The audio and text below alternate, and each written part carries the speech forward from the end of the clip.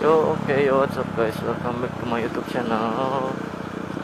Apa kabar kalian semua? Semoga baik-baik saja, sehat-sehat terus.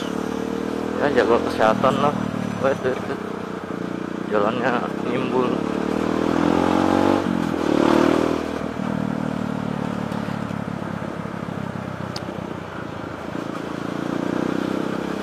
Ya, tetap sehat terus di rumah, harus tetap semangat. Tuh becek gue.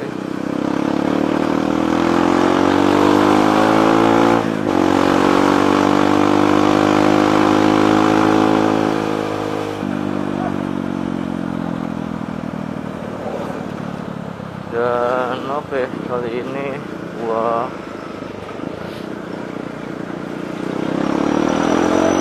mau ke rumah teman gua, tapi gua sendirian, nggak sama anak-anak yang lain,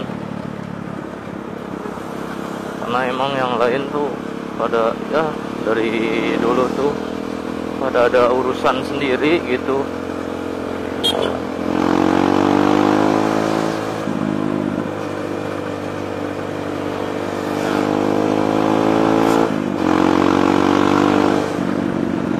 Pada punya urusan sendiri, jadi sibuk masing-masing gitu.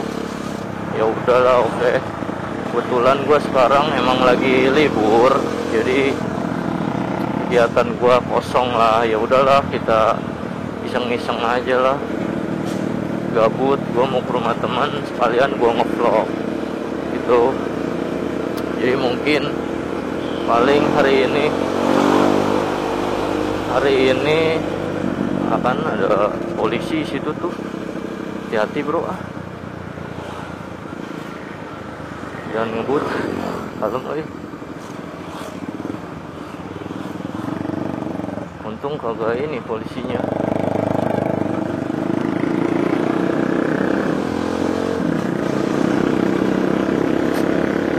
Apa tadi gua lupa topiknya, langsung aja lah ke intinya.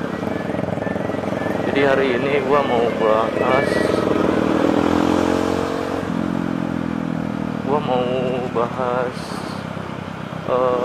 kekurangan dan kelebihan The Tracker 150, karena ada yang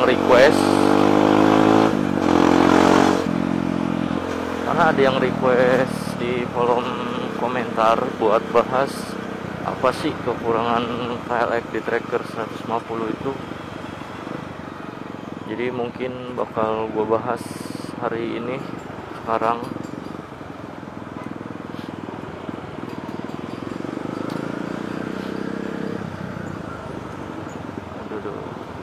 Bentar. Saya mau belok.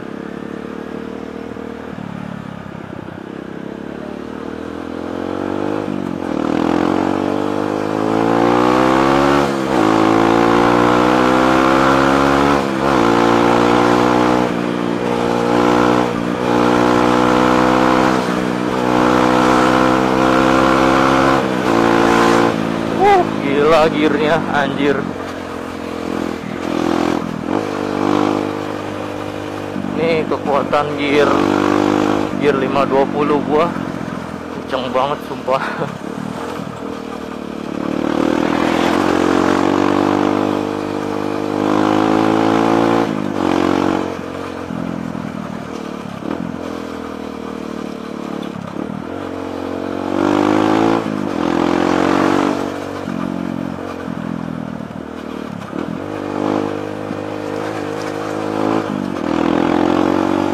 Jadi gue mau bahas kekurangan dan kelebihan DT150. Apa yang gue ketahui aja ya, yang gue sampein, apa yang gue rasain gitu selama gue pakai motor ini. Kekurangannya itu apa, kelebihannya apa, mungkin bakal gue sampein. Jadi kalau ada yang kurang, kalau ada yang gua nggak sebut, ya mohon maaf gitu.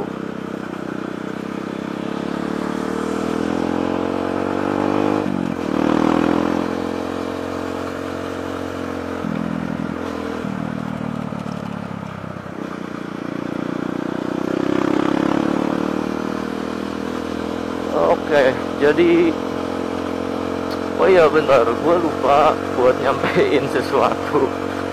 Ya karena ini di akhir menjelang akhir tahun dan ini hari liburan ya, hari liburan spesial lah. Libur buat yang merayakan Natal. Gue ucapkan selamat hari raya Natal dan selamat tahun baru juga. Selamat hari raya tahun baru 2022.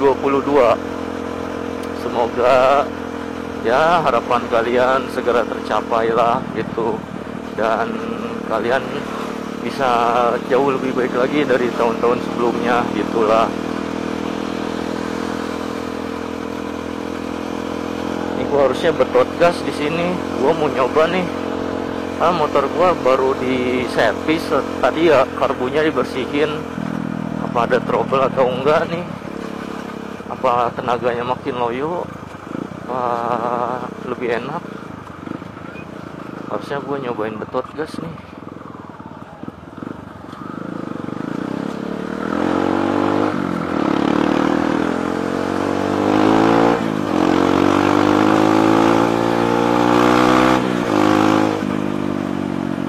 Aduh, orang nyebrang lagi bapak-bapak. Soalnya kemarin tuh motor gua rebet, habis dipinjem teman gua ada acara gitu, kumpul-kumpul sama teman gua. Ada acara kumpul-kumpul gua sama teman gua, motor gua dipinjem dan berebet.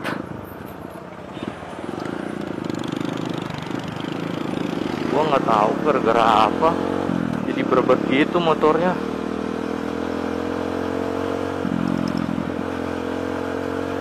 Dan akhirnya tadi gua servis aja.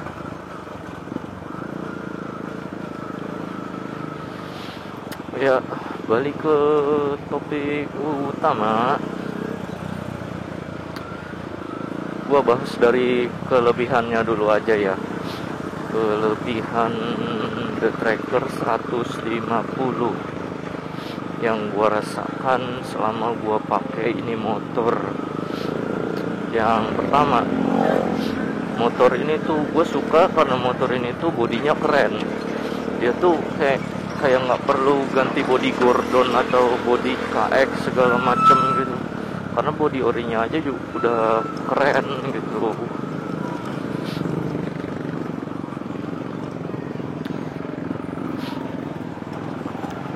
Kenapa gue bilang keren? Karena kalau kalian yang tahu, yang sering-sering lihat modifan The Tracker 150 punya Sontot Pekanbaru, wah itu kalian lihat deh, rata-rata modifannya itu The Tracker semua, dan jarang gitu yang ganti body The Trackernya ke Gordon atau body lainnya. Rata-rata pakai body orinya gitu. Malah kadang motor lain kayak KLX dipakein body DT gitu kan, karena emang body DT itu menurut gua keren. Dia tuh bodinya gimana ya, ngebentuk gitulah, semok tuh. Jadi di paha juga ngepas gua tuh, di paha gini ngepas. Tuh gua bilang ya ampun, tuh gua bilang kerennya kayak begitu. Yang dari yang pertama bodinya keren, yang wih jatuh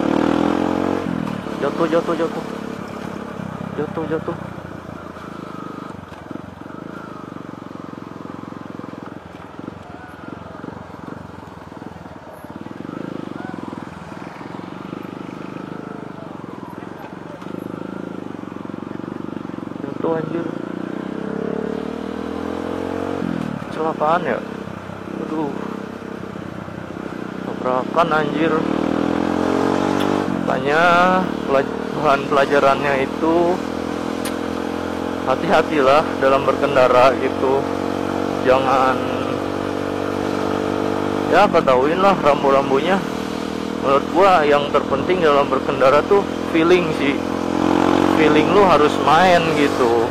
Kalau lu mau ngebut, lu mau ngegas, lu mau nyalip motor mobil, lu harus punya feeling gitu. Lu yakin nggak bakal bisa nyalip, bakal bisa nyusul? Kalau nggak yakin, mendingan belakangan aja ngalah gitu.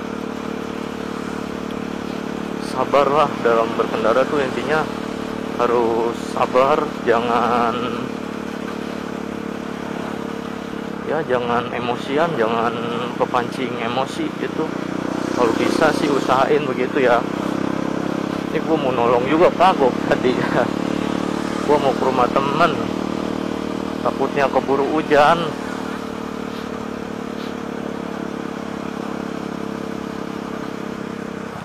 Jadi hati-hatilah pelajarannya kalau berkendara tuh. Nah kayak gini nih, nah hati-hati gitu contohnya. Jangan main asal serobot aja gitu. Rambu-rambu harus tahu, harus punya feeling lah. Kita balik lagi ke topik. Jadi kelebihan yang pertama, DT itu bodinya keren, gue bilang. Terus yang kedua,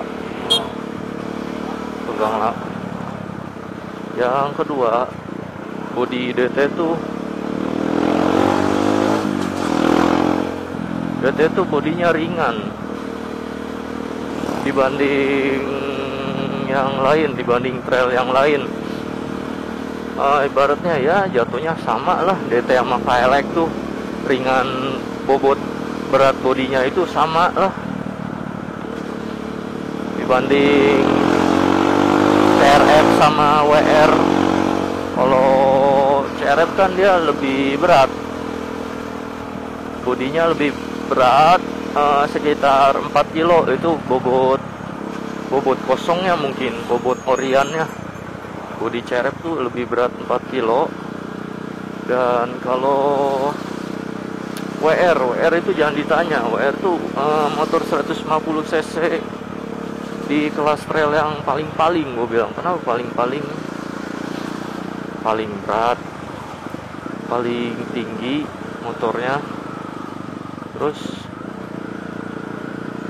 paling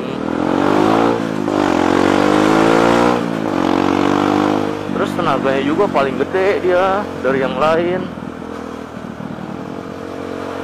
Kalau keunggulan ketiga, kalau menurut teman gua, DT tuh BBM-nya lebih irit dari CRF.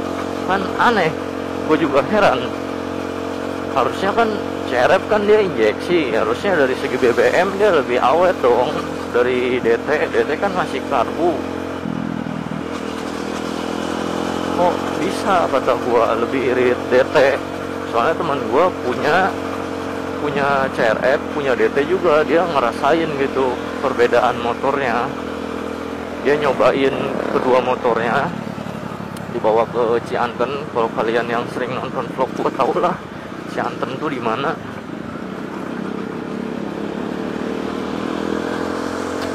Jadi Cianten tuh kebun teh Cianten di daerah Lewiliang.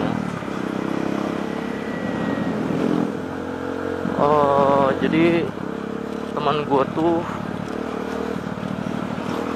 sering bawa motornya, CRF-nya sama DT-nya sering dibawa ke kebun tehnya. Dan dia ngerasain, katanya kalau buat motor CRF-nya dia tuh perlu 3 kali isi bensin gitu, yang 20.000 kalau ke perjalanan ke Cianten pulang pergi itu. Tapi sedangkan kalau yang DT-nya itu nggak perlu, sekali isi bensin aja cukup katanya buat pulang pergi itu. Dan gue juga heran, kebingung-bingung, kok DT kok lebih awet ya BBM-nya dibanding CRF. Ya gue juga belum tahu faktanya sih. Intinya Kalau yang teman gua rasain begitu katanya.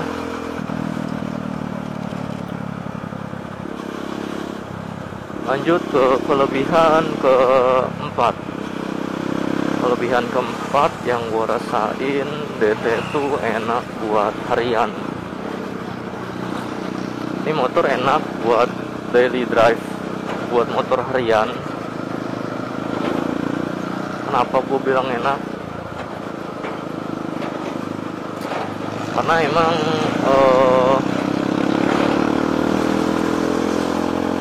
kegunaan si DT ya emang buat motor perkotaan gitu, sengaja diciptain sama Kawasaki ya buat motor jalanan aspal.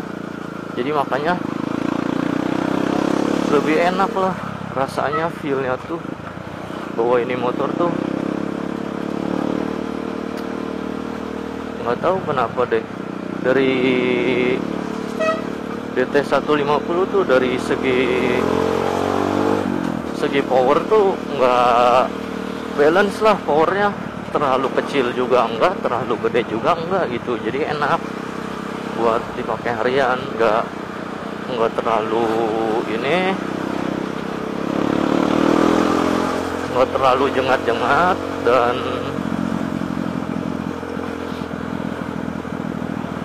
kita lewat mana ya, lewat sini aja deh. Nggak terlalu jengat-jengat, nggak terlalu loyo juga tenaganya. Enaknya DT 150 tuh gitu. Terus kelebihan kelima, gue bilang tuh DT 150 tuh motor efisien sih menurut gue, efektif. Kenapa gue bilang efektif? Karena kan ini motor udah dalam konsep bentuk supermoto ya. Jadi bagi kalian yang pengen lebih hemat budget,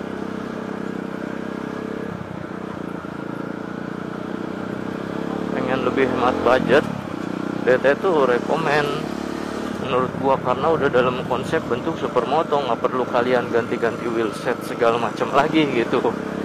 Berbeda dengan KLX, CRF, WR, dia kan masih trail ya. Kalau mau supermoto ya kalian harus rubah wheelsetnya, dan itu otomatis kan membutuhkan dana lebih gitu. Jadi kurang efektif dan kurang efisien. Harusnya dana lebihnya itu bisa kalian pakai buat beli knalpot atau beli modifan lain kan, daripada kalian buat beli wheelsetnya gitu. Karena kan gua sendiri ngerasain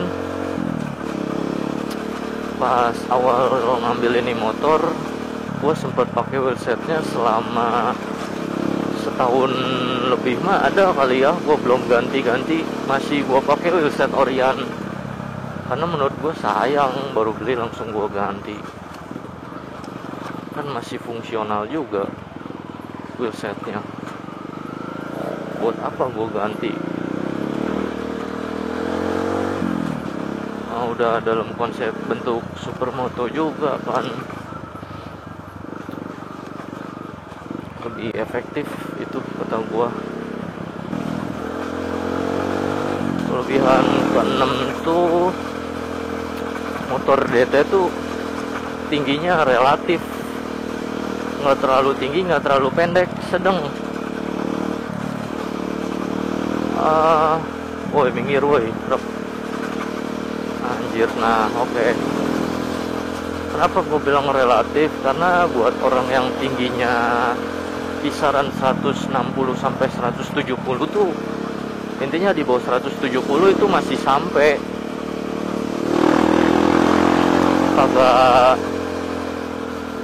kagak jinjit balet banget gitu. Karena kan bannya udah bulat supermoto, dibanding konsep trailnya kan tinggi kalau trailnya tuh. Ini udah konsep supermoto. Jadi buat yang tingginya di bawah 170 itu masih sampai. Terus kelebihan keberapa?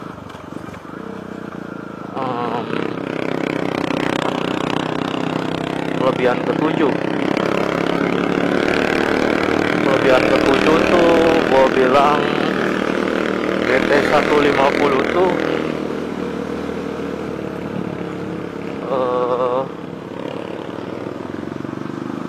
dia tuh karena motornya masih karbu, jadi perawatannya tuh mudah gitu.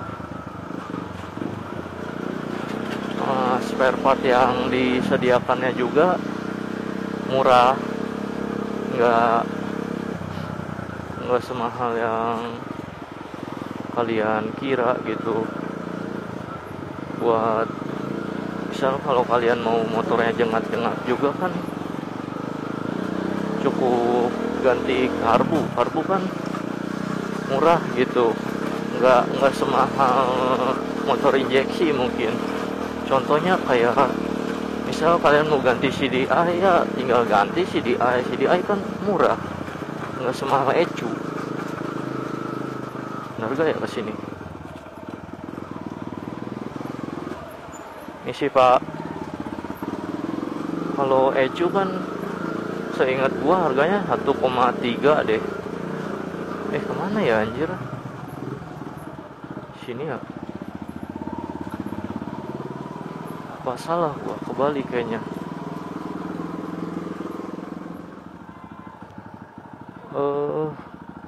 Ecu kan, kalau ecu harganya kan 1,3, mahal banget gitu. Belum lagi di settingnya, biaya setting kan butuh uang lagi gitu.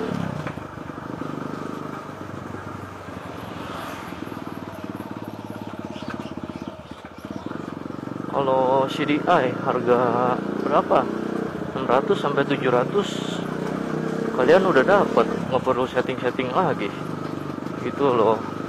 Perawatannya lebih mudah, biayanya juga lebih terjangkau karena masih karbu.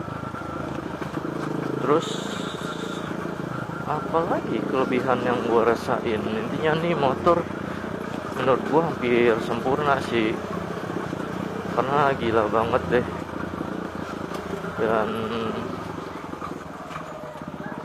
Dan yang gua aduh, mobil anjir. Woi, suka.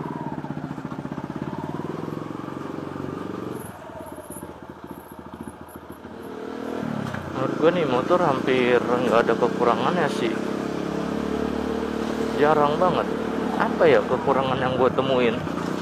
Karena rata-rata yang gue rasain itu kelebihannya.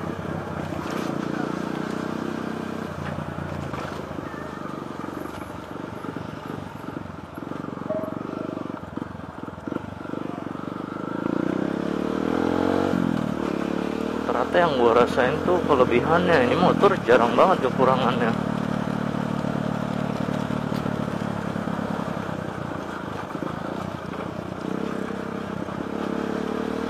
Dan apa ya, kita langsung bahas kekurangannya deh coba. Mungkin kalau ada kelebihan yang gue ingat nanti gue tambahin lagi, karena tadi baru 7 ya kelebihannya ya.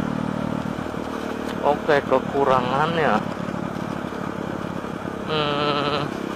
mungkin karena motornya masih karbu kali ya, jadi mungkin suka berebet aja gitu. Motornya tuh suka berebet kalau misalnya salah settingan atau belum diservis gitu. Tapi overall nih motor enak banget asli.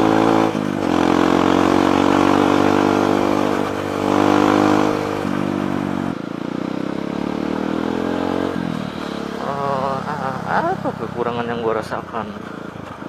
Motornya panas ya, semua motor juga panas kalau dipakai mah.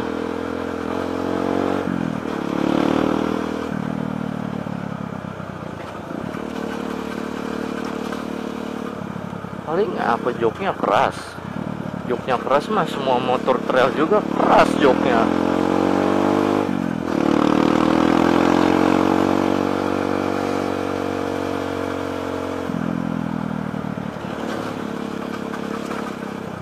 Jadi mungkin kekurangan DT150 ya berupa kekurangan motor trail lainnya juga. Dan untuk kelebihannya mungkin segitu aja ya, 7 aja mungkin. Kalau ada yang kurang, kalau misal ada yang lain merasakan kelebihan lainnya ya silahkan tulis aja di kolom komentar. Dan gue juga nggak ingat semua kan. Mungkin segini aja dulu videonya. Jangan lupa like, komen, dan subscribe. Kalau ada yang mau ditanyain silahkan tulis di kolom komentar atau DM IG gua. Sampai jumpa di video selanjutnya. Dadah.